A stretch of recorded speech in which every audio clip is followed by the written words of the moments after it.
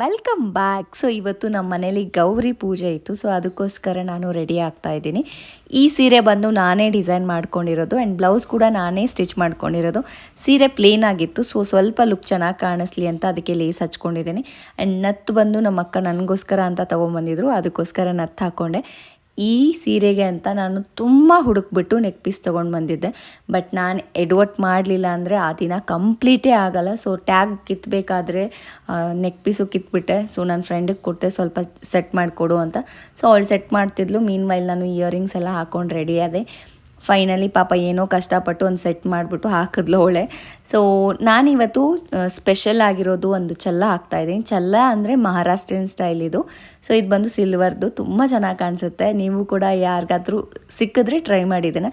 So look ಹೆಂಗಿದೆ ಅಂತ comment ಮಾಡಿ ತಿಳಿಸಿ.